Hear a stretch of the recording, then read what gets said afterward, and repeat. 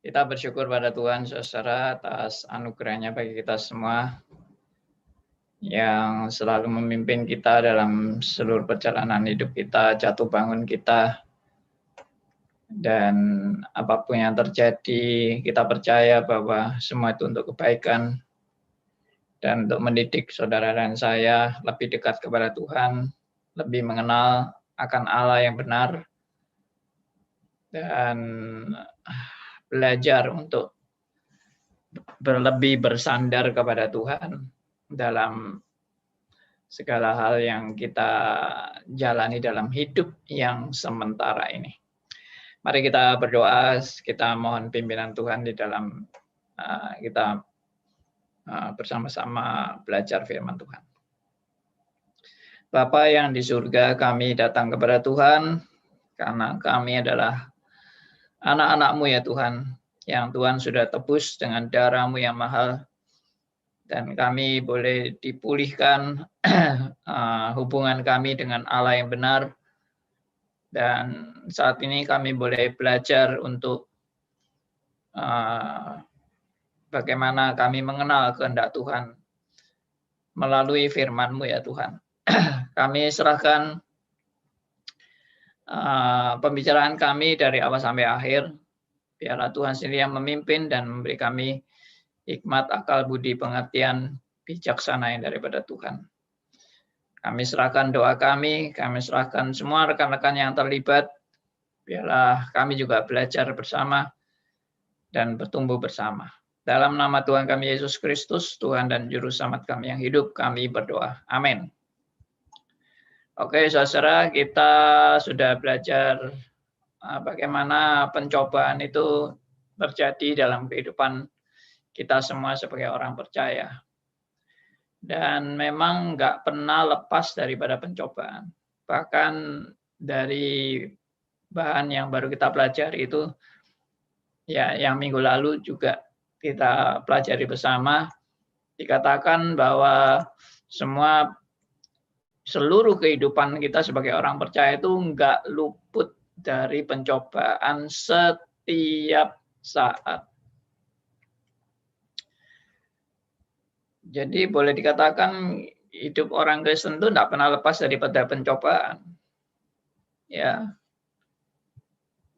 baik pencobaan yang kelihatannya biasa-biasa, baik pencobaan yang kelihatannya luar biasa,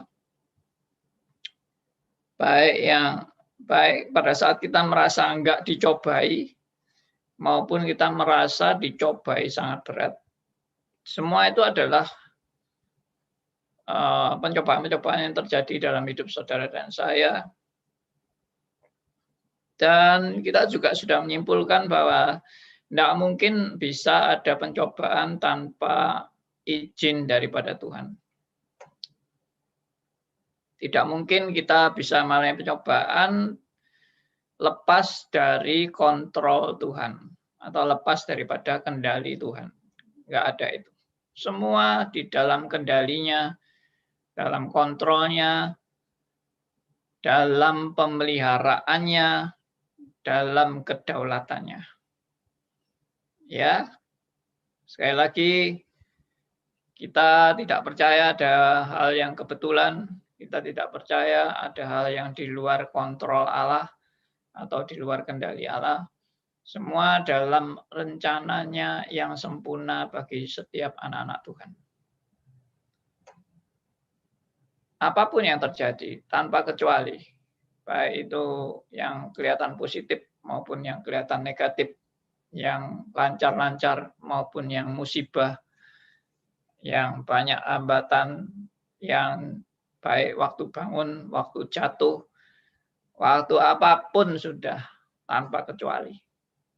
Bahkan sehelai rambut pun itu tidak jatuh di luar kehendak Bapa. Nah, ini semua adalah kata-kata Alkitab kan, bukan kata-kata saya. Jadi burung di udara juga tidak akan jatuh di luar kehendak Bapa. Nah, ini menunjukkan apa? Menunjukkan providensia Allah. atau pemeliharaan Allah yang sempurna dalam segala hal. Kelihatannya memang ada kejadian-kejadian yang di luar kemampuan semacam kejadian yang tidak terkontrol atau tidak terkendali. Misalnya terjadinya tsunami, terjadinya gempa bumi, terjadinya semacam COVID-19 ini, sepertinya ada hal-hal yang seperti tidak terkendali. Tapi itu sepertinya. Kalau kita kembali melihat kepada Alkitab, semua dalam kontrol Allah, semua dalam kendali Allah, karena memang Allah yang berdaulat atas segala sesuatu. Ya, kita lihat aja dari sejak Perjanjian Lama, bagaimana Allah berdaulat terhadap Adam dan Hawa, terhadap Nuh di zaman Nuh, air bah di zaman Abraham, Sodom dan Gomora, dan seterusnya sampai zaman Yusuf, zaman Yakub, zaman Yusuf, ya sampai zaman Israel, raja-raja, kerajaan-kerajaan, sampai dibuang, ya dalam zaman pembuangan, semua dalam kontrol Allah. Semua dalam kendali Allah. Tidak ada yang kebetulan-kebetulan itu lalu terjadi di luar kontrol Allah. Tidak ada. Semua dalam kendali Allah yang sempurna. Termasuk di Perjanjian Baru, bagaimana Tuhan Yesus datang pertama kali, dan Tuhan Yesus bagaimana mengajar, bagaimana memilih murid-muridnya, bagaimana akhirnya Tuhan Yesus juga dihakimi oleh Pontius Pilatus, disalibkan, mati, dibangkitkan, semua dalam kontrol Allah. Sampai terjadinya gereja mula-mula, sampai berkembang gereja itu disiksa, sampai akhirnya menjadi agama negara di Roma Katolik. Ya, kemudian akhirnya berkembang dengan gerakan reformasi. Ya, sebelumnya ada bapak-bapak gereja, kemudian gerakan reformasi, kemudian berkembang kekristenan ke seluruh dunia sampai Indonesia, dan sekarang kita di Indonesia juga sampai belajar bagaimana menafsirkan Alkitab dengan bertanggung jawab dengan teologi reform. Nah, ini semua dalam kontrol Allah. Dan manusia bergantian, yang hidup akan mati, dan yang belum lahir akan lahir. Terus bergantian, saudara dan saya juga akan mati. Semuanya akan mati bergiliran, dan mati itu sudah bukan hal baru. Karena dari dulu, sejak Adam dan Hawa jatuh dalam dosa, sudah bermunculanlah kematian demi kematian. Kematian pertama yang dicatat oleh Alkitab adalah kematian Habil. Dan itu kematian orang yang justru dibenarkan Allah. Orang yang justru taat kepada Allah mati duluan, dibunuh oleh orang yang tidak taat pada Allah. Ya, jadi sebetulnya kejadian kematian pertama kali itu sudah menunjukkan ketidakadilan, di mana manusia yang justru takut akan Tuhan malah tambah mati. Heran ya. Kejadian pertama kali, kejadian yang menunjukkan ketidakadilan. Kejadian pertama kali menunjukkan seolah-olah kejahatan menang. Ya, kejadian kematian pertama kali menunjukkan orang benar seperti tidak berdaya. Itu kejadian pertama kali. Kenapa manusia tidak sadar-sadar? Lalu sampai sekarang masih merasa anak Tuhan pasti hebat, pasti kuat, tidak mungkin kena penyakit COVID. Ya toh? nggak mungkin mati. Loh itu loh, kok nggak mau belajar dari peristiwa Kain dan Habel. Pertama kali itu, malah nggak mau belajar. Heran. Tuhan sudah kasih pelajaran. Yang namanya anak Tuhan bukan bebas dari kematian. Yang namanya anak Tuhan bukan bebas dari kejahatan. Yang namanya anak Tuhan bukan bebas dari sakit penyakit, musibah, dan segala macam. Ya, oke, kita lanjutkan aja. Saya pasang di satu Facebook saya satu status mengenai pencobaan. Ya, coba ini. Mana ini? Nah, baru aja saya pasang. Pagi-pagi saya merenungkan dan saya menulis ini. Segala pencobaan yang kamu alami, coba tolong dibaca Meta aja deh. Ya, saya bacakan. Segala pencobaan yang kamu alami bukan untuk menunjukkan betapa kuatnya kamu, tetapi betapa bergantungnya seluruh hidup kita dalam topangan tangan Tuhan. Iya. Kata-kata ini bukan kata-kata saya sebetulnya. Ini adalah kata-kata rangkuman dari pengajaran Alkitab. Ya. Alkitab mengajarkan kepada saya dan saya, manusia bukan untuk tambah lama tambah hebat.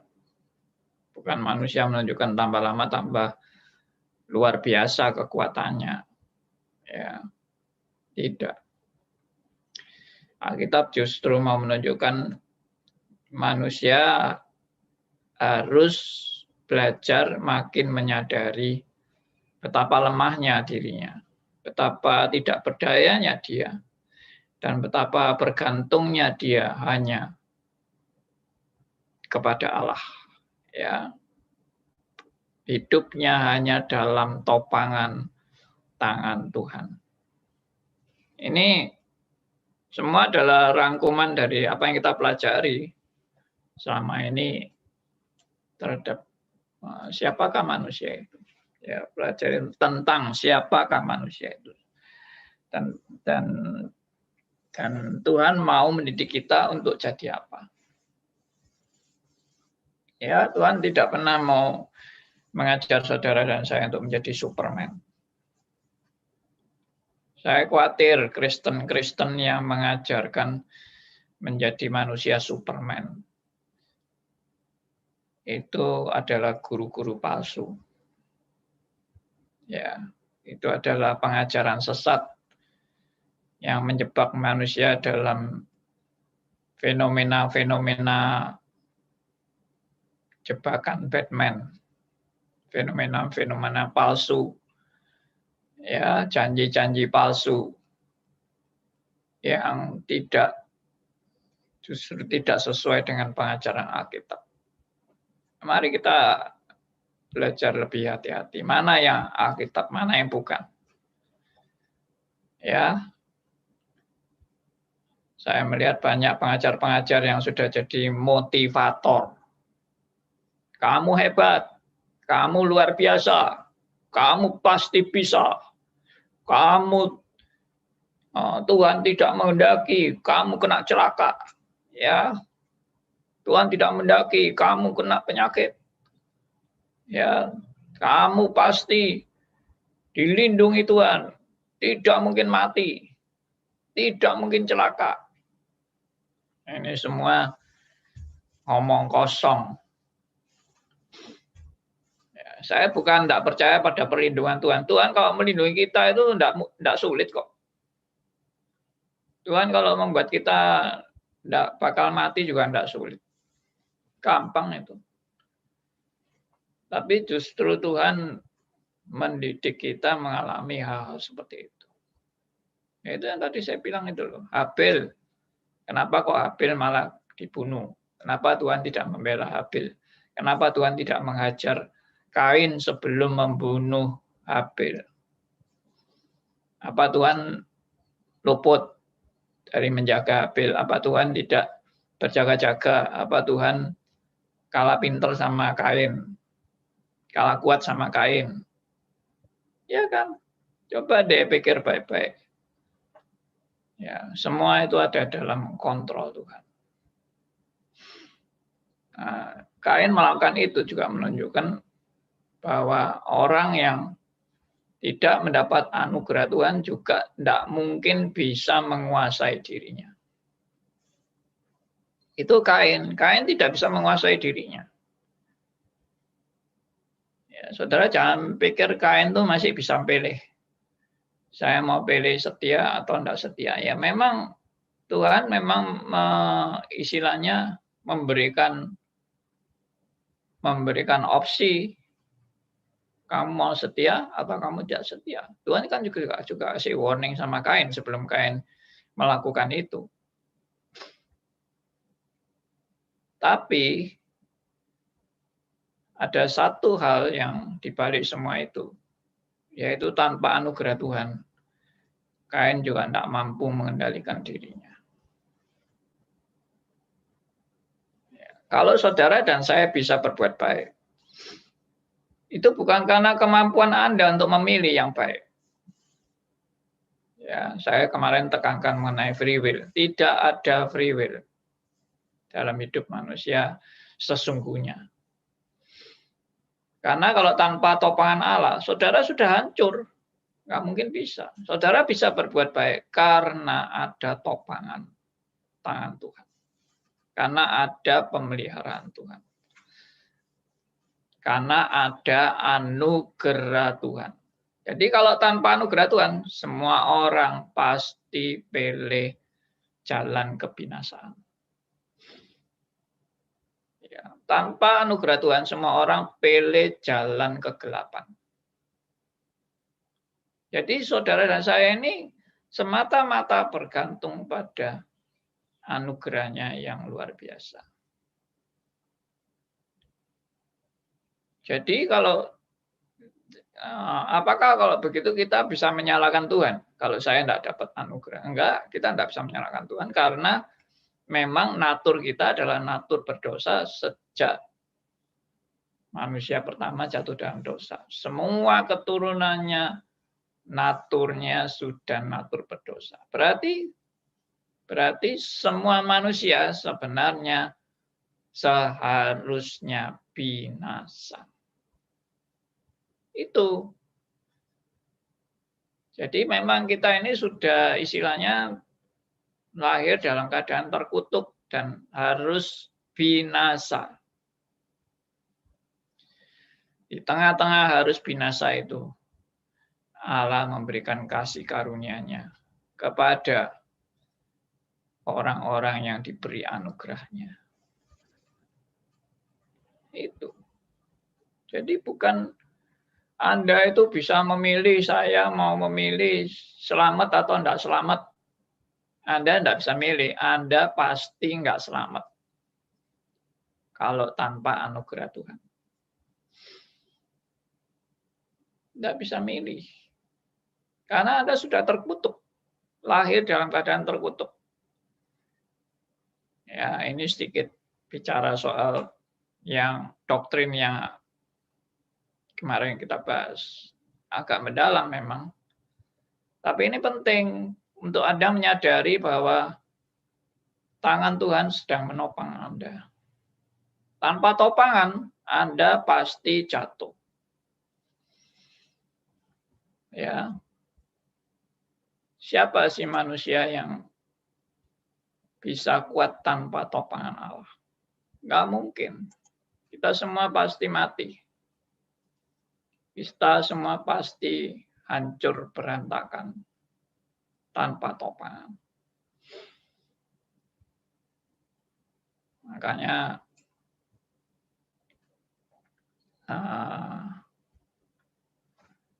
ada lagu tiap langkahku diatur oleh Tuhan. Ya, itu lagu ini benar-benar Ya dari ayat firman Tuhan memang. Dan betul, tiap langkah kita itu diatur oleh Tuhan. Dan semuanya karena Tuhan menopang kita. Oke. Ya, kita lanjutkan ya bahan kita.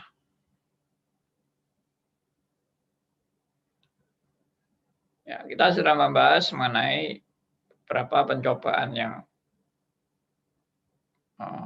macam-macam pencobaan yang terjadi dalam kehidupan kita. Yang pertama yaitu tadi iblis. Iblis itu memang adalah pencoba. Dan kita sudah bahas itu. Yang kedua adalah dunia. Dunia juga seringkali dipakai sebagai pencobaan. Ya, tawaran-tawaran dunia dengan segala yang menggiurkan, yang memang sangat menjebak dunia ini dengan segala segala daya tariknya yang luar biasa. Ya, harus diakui itu. Kalau tadi iblis itu udah enggak usah minta dibuktikan. Sudah jelas iblis itu amat sangat pandai untuk mencobai kita. Dan dia memang luar biasa pandainya. Siapapun enggak akan bisa menang sama iblis. Benar ini, hanya satu, kecuali Tuhan Yesus. Itu sudah saya bahas yang lalu. Yang satu-satunya yang bisa menang melawan iblis cuma satu, yaitu Tuhan Yesus. Lupa bagaimana dengan tokoh-tokoh Alkitab yang hebat-hebat itu? Itu semua karena ditopang Allah. Anda jangan lupa kehebatan-kehebatan tanda petik dari tokoh-tokoh Perjanjian Lama seperti Daniel, Sadra, Mesa, Abednego, ya, Yusuf dan sebagainya. Itu tokoh-tokoh yang kelihatannya hebat, tapi di balik itu ada topangan Allah. Kalau tidak ada topangan Allah bagaimana? Hancur pasti.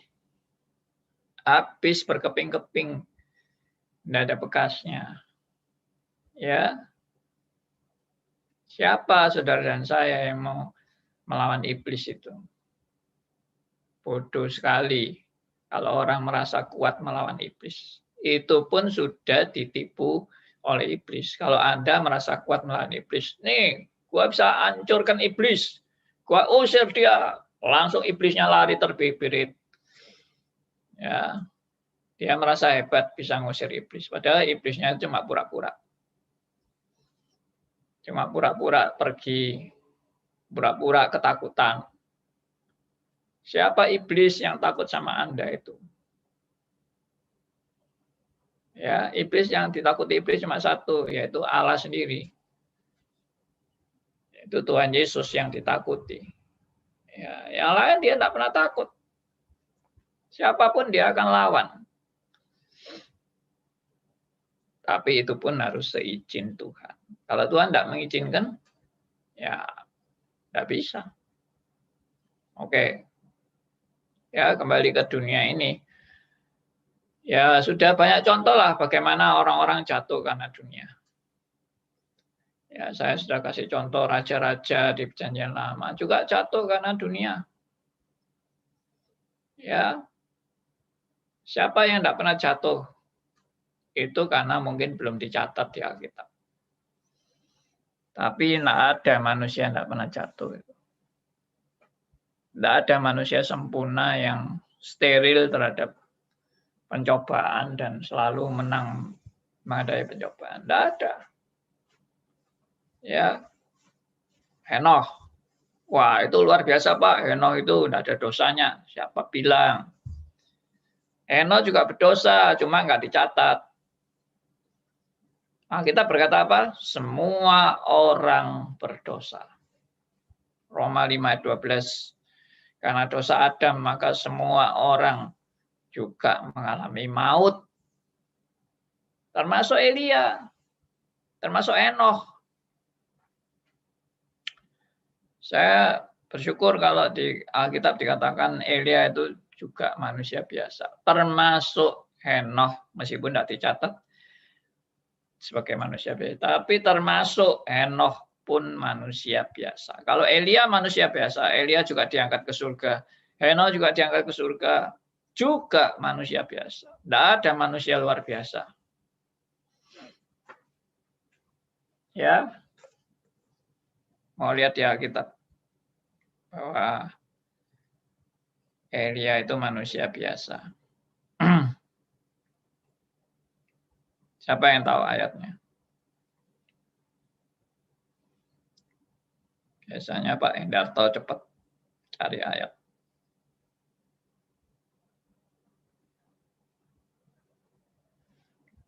Matius Yakobus 26 5.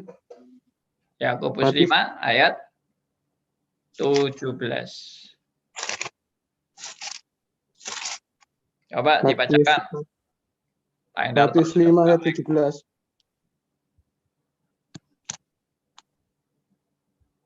Matius 5 ayat 17. Janganlah kamu menyangka bahwa aku datang. Sorry, Yakobus.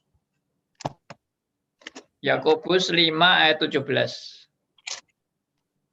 Yakobus 5 ayat 17.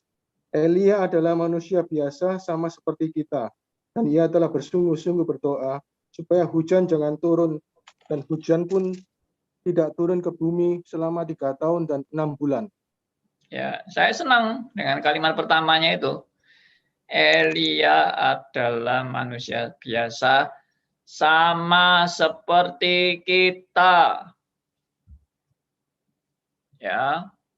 Sama seperti kita.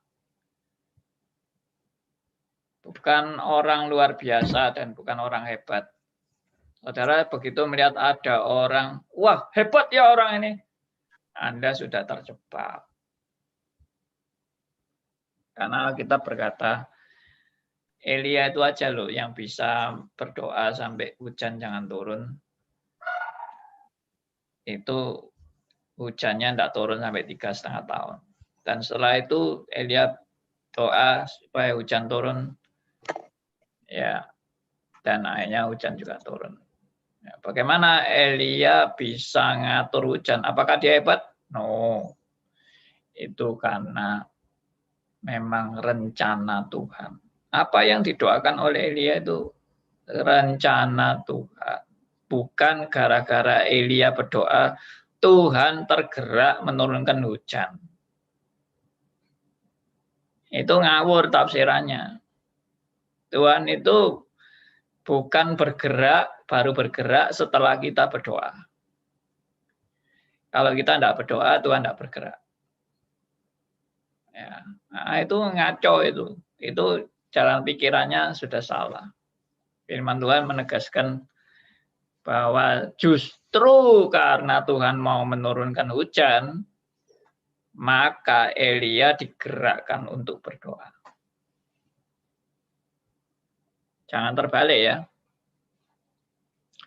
Bukan gara-gara Elia berdoa, Tuhan akhirnya nurut doanya Elia dan mau menurunkan hujan. Salah. Tuhan yang mau menurunkan hujan dan Elia digerakkan untuk berdoa seturut dengan rencana Tuhan. Itu baru periksa posisi yang benar. Anda jangan periksa posisinya. Tuhan bisa kita ubah dengan doa yang berkuasa. Doa yang berkuasa, doa yang sungguh-sungguh dengan iman. Hebat kuasanya yang bisa merubah keputusan Tuhan. Ya, dan bisa merubah rencana Tuhan. Udah ngawur total itu. Ya. Hancur-hancuran, ngawur total. Kalau diajari kayak gini pasti ngomongnya, nah kalau Tuhan sudah tidak bisa dirubah, buat apa berdoa Pak? Nah, ngaco lagi kan. Orang kalau sudah ngaco itu ngaco terus. Ya kalau gitu Tuhan sudah tidak bisa dirubah, ya sudah tidak usah berdoa. Nah ngaco lagi kan. Kenapa kita berdoa meskipun Tuhan tidak bisa dirubah? Karena kita berdoa supaya kita belajar menurut apa maunya Tuhan. Bukan Tuhan yang harus menurut apa maunya kita. Kita yang harus belajar menurut apa yang maunya Tuhan. Dan untuk menurut apa yang maunya Tuhan, harus belajar mencari apa yang menjadi kehendak Tuhan. Nah, itulah berdoa itu berarti belajar untuk mau mengenal apa maunya Tuhan bagi kita. Doa tetap perlu. Tuhan memang tidak bisa dirubah, tapi doa perlu untuk merubah saudara dan saya. Merubah saudara dan saya seturut dengan kehendak Tuhan. Bukan Tuhan yang harus seturut dengan kehendak saudara. Itu namanya Tuhan Anda menjadi kacungnya Anda. Tapi kalau Anda betul-betul menyembah Tuhan yang benar, kamu yang harus nurut Tuhan. Bukan Tuhan yang harus nurut kamu. Jangan kebalik semua. Makanya saya seringkali melihat orang sudah tahu gini, tapi kalau berdoa tetap merentah-merentah Tuhan untuk menuruti kemauan kita. Heran. Sudah ngerti teologi yang benar, tapi waktu berdoa, Tuhan, ya saya mau melakukan ini, Tuhan sertai ya, Tuhan pimpin rencana saya ya. Ya boleh, memohon itu boleh, tapi saudara harus punya konsep saudara yang harus nurut maunya Tuhan, bukan Tuhan yang harus nurut maunya Anda. Belajarlah. Saya dalam persekutuan dengan teman-teman alumni kerohanian UK Petra, saya bilang sama mereka, kita seringkali doanya kan minta yang bagaimana Tuhan menuruti kemauan kita kan. Sekarang bagaimana kita berdoa untuk berani siap menerima apapun yang Tuhan mau itu terjadi. Meskipun itu tidak baik untuk kita. Ya, saya ulangi. Bagaimana kita berdoa untuk siap menerima apapun yang Tuhan kehendaki terjadi dalam hidup kita, meskipun itu tidak baik menurut kita. Mau enggak? Wah, jawabannya sulit itu, Pak. Sulit, Pak.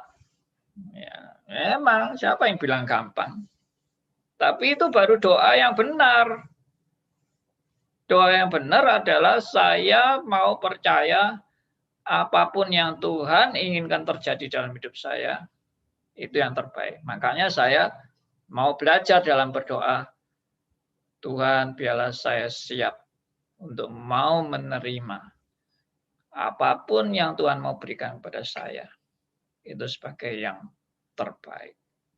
Meskipun tidak baik menurut kita.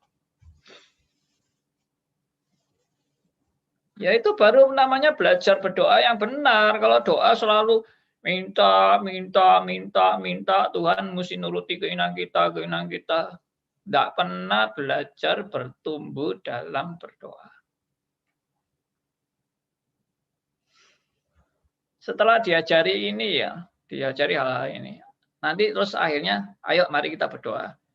Doanya ya itu tadi, balik lagi, minta sama Tuhan, nuruti kemauan kita.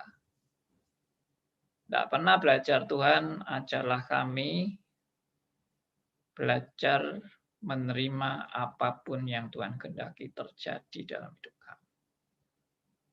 Meskipun itu bagi kami merasa tidak baik, tapi kami tetap percaya. Apapun yang terjadi adalah baik menurut Tuhan. Tidak gampang itu memang. Apalagi kalau itu musibah. Apalagi kalau itu hal yang merugikan kita. Ya. Apalagi kalau itu membuat kita akan menghadapi pencobaan-pencobaan yang luar biasa. Tidak mudah, tapi mari kita belajar. Oke. Saya sudah terlalu panjang ngomong ini ya, sampai 9:38 ini. Oke, saya berhenti sampai di sini. Jadi belum sempat bahas selanjutnya ini, mengenai kedagingan. Baik, Meta. Pak Andi, ada pertanyaan yang masuk dari Pak Elia. Saya bacakan, Pak Andi. Baik, silakan. Pagi Pak Andi, saya sering terjebak dalam pencobaan saat mendengar seseorang berdoa begini. Beliau-beliau yang terhormat seorang reform sering mengucapkan kalimat yang bernada Armenian. Seperti misalnya, berdoalah kepada Bapa, mintalah kepadanya, maka ia akan memberikan apa yang engkau butuhkan, atau bekerjalah dengan giat selama hari masih siang, dan semua kalimat-kalimat berpusat pada tanggung jawab diri seorang manusia. Karena kita tahu semua yang terus-menerus didengar akan tertancap pada pikiran sadar kita dan akan otomatis keluar dari alam bawah sadar ini. Pertanyaannya, yang pertama, bagaimana Pak Andi melihat ketidaksadaran yang sering terjadi dari keyakinan reform kita ini? Pertanyaan saya yang berikutnya, kalau Pak Andi ingat saat Pak Andi meminta seorang ibu berdoa penutup dan selesailah ibu itu berdoa, lalu di informal Zoom ada seorang bapak berkomentar seperti problem yang saya angkat di atas itu. Ini ada 2 pertanyaan lagi. Apakah Pak Andi mau jawab satu-satu, Pak Andi? Satu-satu aja dulu. Iya, silakan Pak. Jadi kalau berdoa ya minta supaya memakai ayat, ada kan ayatnya, mintalah maka kamu akan menerimanya, carilah kamu akan mendapat, ketoklah pintu akan dibukakan bagimu. Nah itu seringkali ayat itu dipakai untuk menjanjikan bahwa Tuhan pasti mau memberi apa yang kita minta. Itu tidak salah kalau dibaca sampai habis ayatnya. Maksudnya dalam konteksnya itu sampai dibaca tuntas. Kalau tidak dibaca tuntas, cuma ayat pertamanya tok, itu kan Matius 7 ayat 7 dan ayat 8. Kalau cuma itu tok yang dibaca, ya pasti salah ngerti. Ya sudah, pokoknya kita minta aja, Tuhan pasti memberi apa yang kita minta. Tapi kalau itu urutannya dilanjutkan, baru paham, ngerti maksudnya ayat itu. Ya, Matius 7 ayat 7 itu tidak bersifat antroposentris. Mintalah, maka kamu akan menerima. Carilah, kamu akan mendapat. Ketoklah, pintu akan dibukakan bagimu. Ya, tapi itu enggak seperti sampai di situ aja kan. Dilanjutkan ayat itu. Adakah seorang ayah yang memberikan batu kepada anaknya yang minta roti? Adakah kalau anakmu minta ikan, kamu berikan ular beracun? Ada enggak bapak kayak gitu? Ya enggak ada, kecuali bapaknya agak korslet, ya toh. Nah itu ya bisa itu kasih batu, anaknya minta roti dikasih batu ya karena pikirannya korslet. Tapi kalau bapak itu normal, sehat, ya pasti anaknya minta roti ya enggak dikasih batu lah, ya dikasih roti.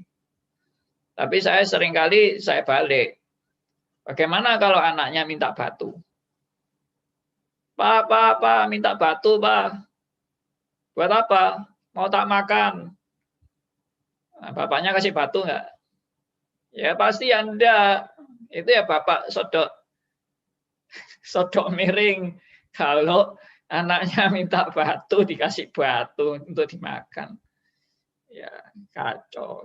Nah, masalahnya saudara dan saya itu waktu berdoa, saudara itu memang betul-betul minta roti atau minta batu? Tuh. Ya, ngerti kan maksudnya? Apa yang saya maksud dengan roti, apa yang saya maksud dengan batu?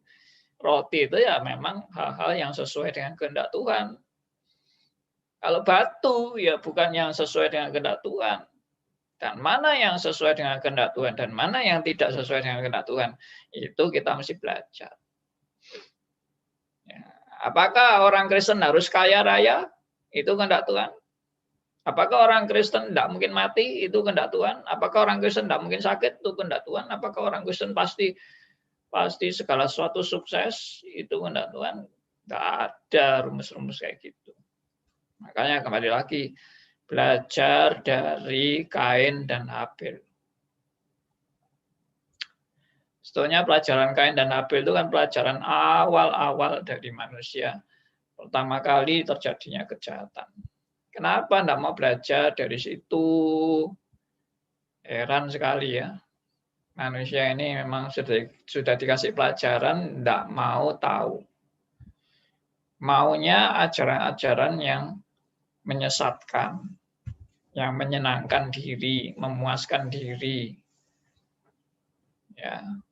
Nah, itu. Jadi kalau Elia tadi katanya mengalami pencobaan, kalau dengar doa-doa seperti itu, ya anggaplah itu melatih telinga Anda untuk belajar bersyukur kalau Anda sudah diberi pengenalan akan kebenaran.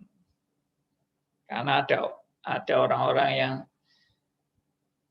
belum ngeh dengan kebenaran itu dan belum disadarkan. Ya itu juga yang kedua, pelajaran yang kedua adalah panggilan kita untuk terbeban memperlengkapi orang-orang percaya untuk mengerti ajaran yang benar dan bertanggung jawab untuk kembali kepada Alkitab. Dan tidak berdoa sak karepe dhewe. Ya, Bu Willy mau belajar bahasa Jawa itu sak karepe dhewe. Atau semau gue. Ya, seenak udelnya. Ya. Nah, itu bagaimana mau berdoa seperti itu? Tentunya itu bukan ajaran firman Tuhan. Lalu dari Matius 7 tadi, ayat yang ke-10, itu kan dicatat bahwa kalau kamu yang jahat saja tahu memberi pemberian yang baik kepada anak-anaknya, apalagi Bapakmu yang di surga, Dia pasti memberikan yang terbaik bagi anak-anaknya. Ayat 11 itu, Pak. Hah? Ayat 11 ya. 11. Oh, terima kasih koreksinya. Jadi Tuhan yang baik saja tahu, orang kita yang jahat saja tahu memberi pemberian yang baik. Apalagi Tuhan di surga pasti tahu, tidak usah diajari, sudah tahu. Herannya banyak orang dalam berdoa itu ngajari Tuhan.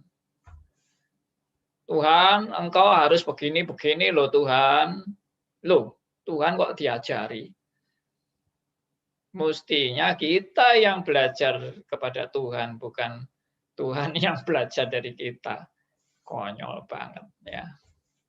Oke, itu jawaban saya. Ya, masih ada 2 pertanyaan lanjutan Pak Andi. Apakah mau dilanjutkan atau mungkin ada yang di Zoom dulu yang mau bertanya pada pagi hari ini, silakan. Ya, pagi Bu Meta. Oh ya, silakan. Boleh saya mau nanya ya Pak. Nah, kalau kita kan belajar firman, saya umpamanya kita orang umum, saya orang umum. Nah, sesudah melayani firman, kita mau apa? Sudah belajar, kita kan melayani. Nah, seperti Pak Elia bicara orang reform kayak orang apa kayak ya, seperti saya orang umum gitu ya. Nah, saya rindu sekali melayani, tapi belum sampai puncak seperti umpamanya saya harus pendeta dulu atau apa dulu. Ya mungkin 1-2 kali kita bisa salah, tapi kita bisa terus kita belajar firman Tuhan, ya kan. Nah itu kan akan dikoreksi karena kita manusia yang berdosa banget dan kita mau melayani ya sewaktu-waktu orang reform kayak orang bukan reform kayak seperti Pak Elia bilang tadi ya, itu betul. Ya sampai sekarang juga orang reform atau ya pasti banyak salah. Nah kita koreksi ya, umpamanya Pak Pendeta Andi udah bicara ya kan. Kita koreksi lama-lama koreksi, kita kan lebih sempurna. Apakah kita tidak boleh melayani kalau umpamanya kita belum tuntas banget gitu loh ya. Begitu Pak. Oh ya. Terima kasih Baik. ya. Ya bagus itu pertanyaannya Bulani itu. Tapi kalau orang umum itu enggak ada, Bu. Bulani ini orang khusus loh. Bukan orang umum. Iya, maksudnya saya tadinya kan orang umum ya Pak, umpamanya. Terus kan kita baru belajar. Enggak ada orang khusus Pak, Bu. Nah, kita ini Iya, semua iya, orang. Ya. Semua kita sama-sama anak-anak Tuhan ya. Ya, oke. Ya, Oke, jadi betul. begini, menurut saya betul itu. Memang enggak ada orang langsung sempurna, itu enggak ada. Orang mulai belajar dari kesalahan-kesalahan juga. Tapi yang penting itu rindu belajar. Karena ada orang-orang yang males belajar. Nah, itu repot kalau orang males belajar. Lalu dikasih tahu malah tambah ngamuk, ya toh? Tambah marah. Tapi saya bersyukur seperti kayak Bulani ini orang yang ya bagus. Menurut saya sudah seusia gini masih mau belajar itu bagus sekali. Sampai mati kan kita udah anugerah khusus. Betul. Kita males karena itu kerinduan kita ya. Ya saya udah diselamatkan untuk apa saya nggak mau belajar. Saya kan orang bodoh gitu loh. Berarti sekarang tugasnya Bulani menarik banyak orang untuk mau belajar. Iya. Bapak gereja saja salah kok. Ya. Iya, betul. Silakan Bu Kwili. Iya, saya mau nanya, benarkah ini paradigma saya? Nah, karena ini juga sering kali orang lontarkan. Biasa orang sudah dilahirkan baru, dia kan mengalami seperti dibilang baby dalam masih baby baru lahir gitu, ya bayi. Jadi kadang-kadang ya Tuhan kasih kesempatan dia untuk merasakan sukacita dulu gitu, menjadi anak baru gitu di dalam Tuhan. Tapi seiring dia sudah dia mungkin mulai belajar firman Tuhan. Nah, mulailah di sana dia merasakan kenapa hidup itu tidak seperti lagi dulu waktu masih baru pertama percaya gitu. Nah, jadi apakah ini yang maksudnya Pak Andi maksudkan bahwa mulai ada pencobaan yang di dalam hidup kita untuk membentuk kita gitu. Karena kalau kita lihat juga waktu Pak Rasul Paulus dia maksudnya baru percaya gitu kan, dia kan langsung masuk ke hutan kalau tidak salah di sana belajar untuk itu. Lantas setelah itu dia baru mulai pelayanannya gitu. Jadi tidak langsung juga menjadi orang pikir bilang wah Rasul Paulus setelah menerima pernyataan itu langsung bisa menjadi rasul yang ini. Padahal kalau kita pelajari lebih lanjut, dia tidak langsung, tetapi dia ada sewaktu 3 tahun dia kemana itu di sana lah dia ke Arab. Ya, itulah dinamakan hutan belantara karena di sana kan tidak ada orang Kristen gitu, mungkin tidak ada orang seiman yang dimana dia harus ditempah untuk menghadapi gitu. Sehingga setelah dari sana baru dia mulai dia punya pelayanan gitu. Apakah ini termasuk juga setiap kami akan mengalami tahap-tahap yang demikian, Pak? Gitu. Pasti. Ya, kalau proses dibentuk Pak, itu pasti. Sekalian ini sama dengan Ibu Kwili, Pak ya. Nah, saya seorang pelacur, Pak. Setelah ketemu Tuhan, ya kan saya ngambil air ya, ketemu Tuhan langsung saya beritakan itu. Saya seorang pelacur, saya beritakan langsung, ya kan. Wah, itu ada Tuhan Yesus, ada Tuhan Yesus. Nah, itu berkaitan dengan Ibu Kwili, Pak. Tolong, Pak. Ya, Bulan ini sudah hebat gini loh. Ya, sudah banyak. Saya masih belajar, Pak. Banyak belajar. Ini banyak ketemu sama Pak Andi. Sudah banyak isinya ini bulan ini. Oke. Ya, jadi semua orang mengalami proses pasti. Anak Tuhan loh ya. Anak Tuhan itu pasti mengalami proses. Pasti dididik dan dihajar Tuhan, jatuh bangun. Ya. Tapi memang ada di antara orang-orang yang ngaku sebagai orang reform pun tidak pernah mau belajar, tapi sok tahu. Nah, itu yang berbahaya dan mengerikan. Ya, saya bersyukur kok dalam kelompok ini semua mau belajar, semua menyadari keterbatasannya dan menyadari perlu firman Tuhan untuk mengoreksi kita. Nah, itu anugerah Tuhan.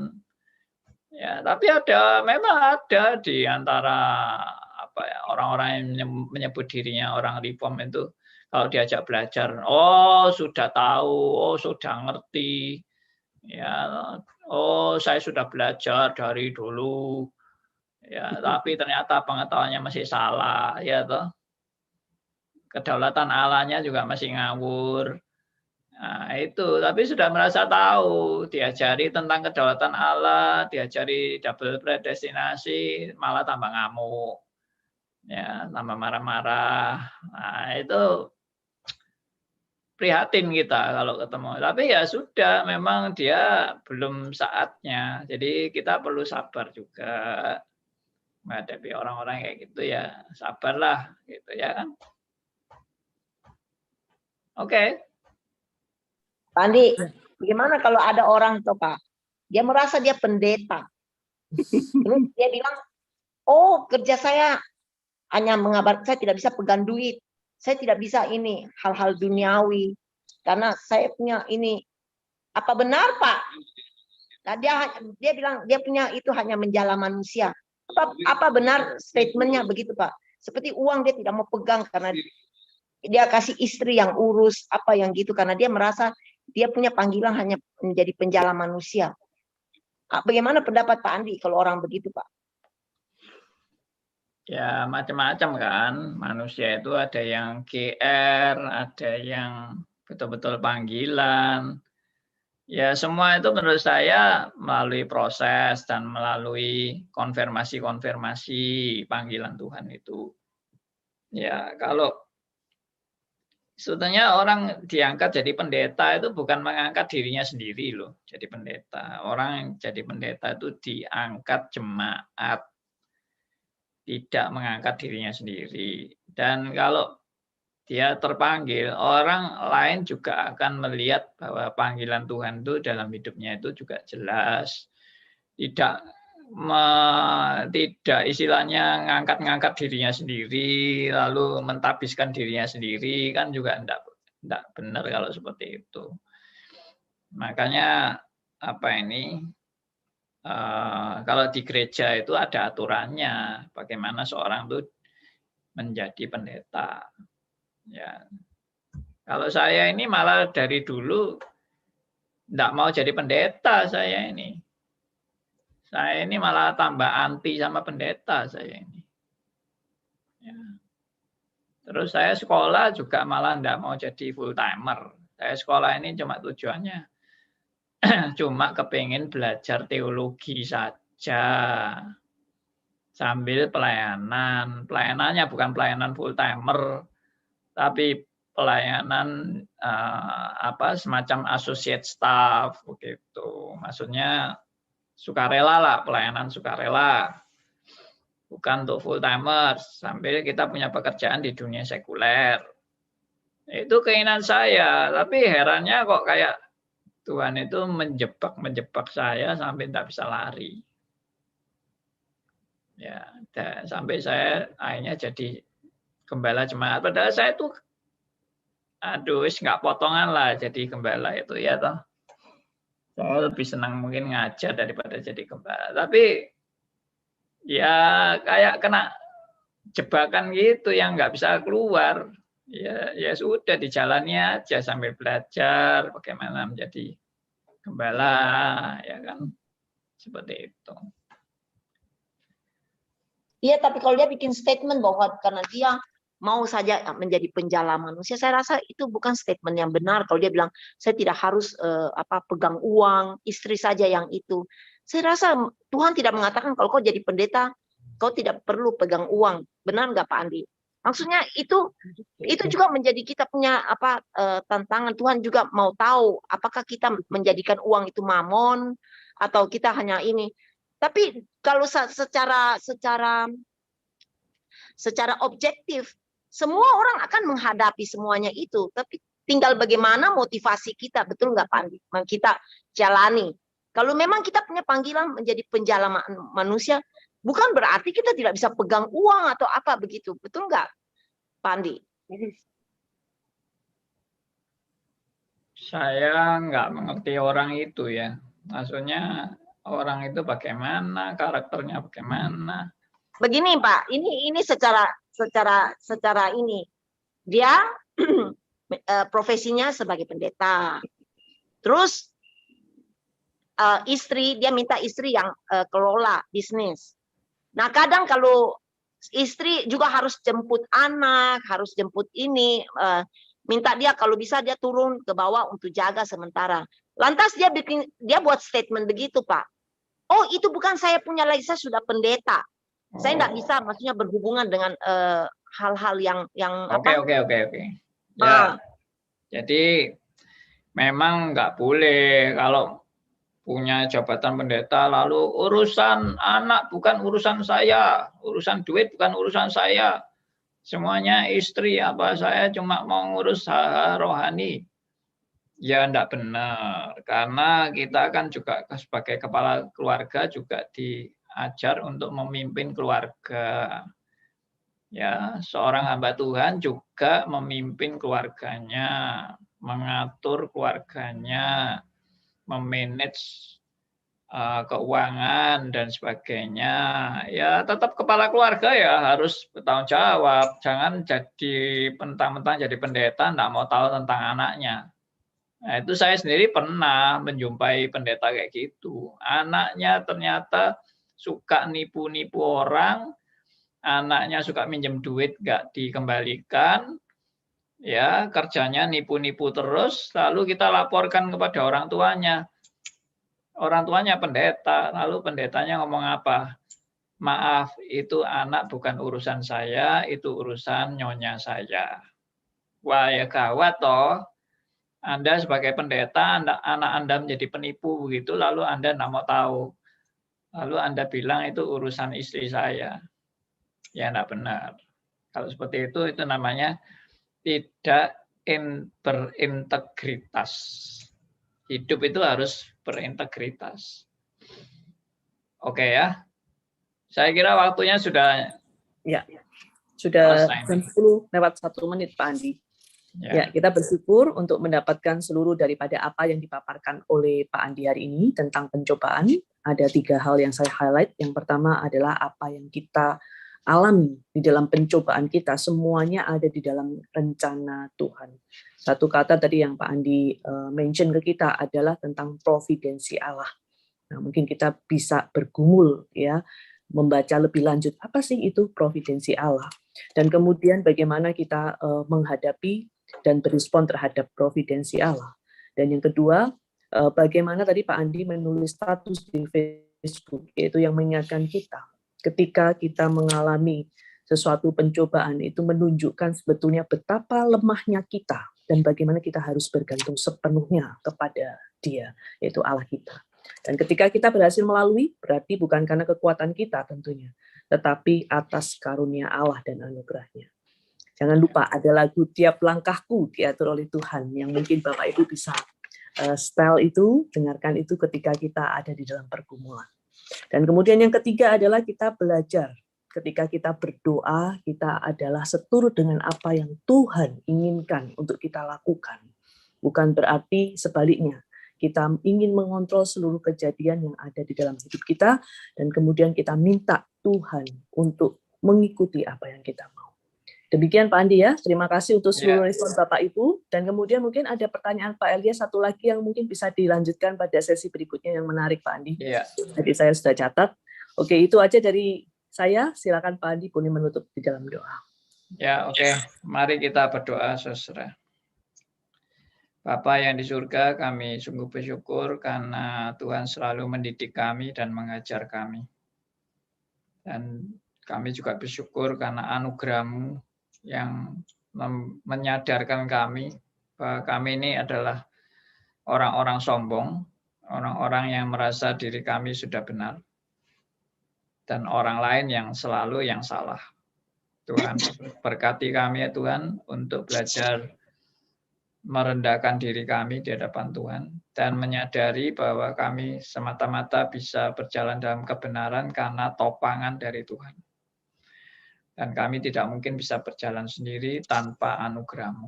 Terima kasih Tuhan, kami serahkan juga supaya dalam setiap pencobaan yang kami alami, kami makin belajar lebih bergantung kepada Tuhan, lebih dekat kepada-Mu, dan menjalankan tugas dan tanggung jawab kami dengan sebaik-baiknya di dalam anugerah Tuhan juga. Terima kasih, kami sebentar lagi akan berpisah. Tuhan berkati kami dan Tuhan juga berkati tugas dan tanggung jawab kami pada hari ini, dan semuanya boleh untuk kemuliaan bagi nama Tuhan. Kami berdoa dalam satu nama, yaitu nama Tuhan kami Yesus Kristus, Tuhan dan Juru Selamat kami yang hidup sampai selamanya. Amin.